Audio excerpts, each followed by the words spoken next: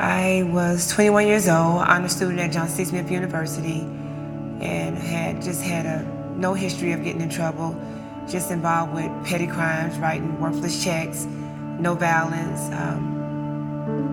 in my background at all.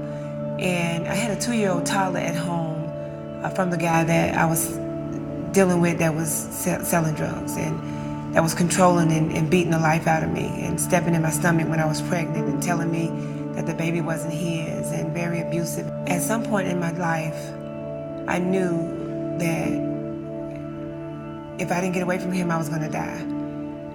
So he eventually got caught for doing what he was doing, and me being a woman that wanted better for my girls, I went to school.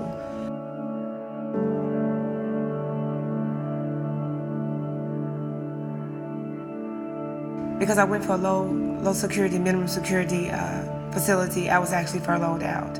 So giving birth, I wasn't going to give birth to my daughter. You know, I was going to put Tajima up for adoption. I said to my mom that you really shouldn't have to be burdened with raising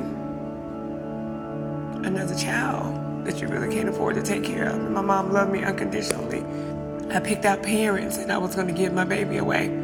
They were in the other room and they were waiting for me to give birth, and I had strict instructions to the doctors and the hospital staff, and I told them immediately upon me having my baby, take her out the room immediately. I don't want to see her, because I didn't want to get attached to her. But after I had her and I seen her head, I told them to lay her on my chest.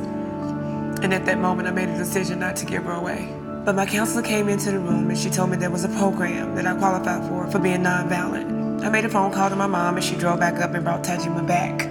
And we were able to bond together for 3 months, and I took her home. I had my newborn baby, and I could watch her smile, and I could feel her heartbeat and play with her feet and do all the things that a mother do with a newborn child.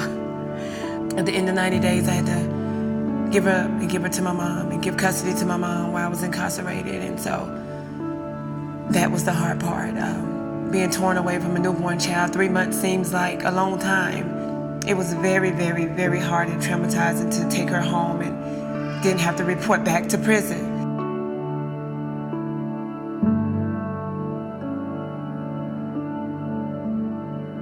My job assignment was ending, and my probation officer came to my place of employment and told me that I had to report down to the federal courthouse, that I was going to be resentenced and I had to see a judge again. And I said, are you telling me that I may go back to prison? He said, that's exactly what I'm telling you. It's people like you that, you know, are the reason why we don't allow people to come home, and we don't allow people to go to the halfway houses, because you can't come home and do what we set up for you to do. But going back to prison was the worst thing ever. I was in county jail on lockdown 24 hours a day. That's considered solitary confinement. I contemplated taking my life several times. Being in transit, going from county jail to county jail, handcuffed and shackled and being wrestled in the back of the van like an animal, to send me back to prison to take me away from my newborn baby and my toddler.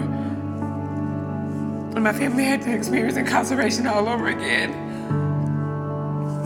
It was the worst time of my life. And as they took us down the airplane in handcuffs and shackles, and who could move or do anything, they had the big guns against our back, as if we run, they would kill us.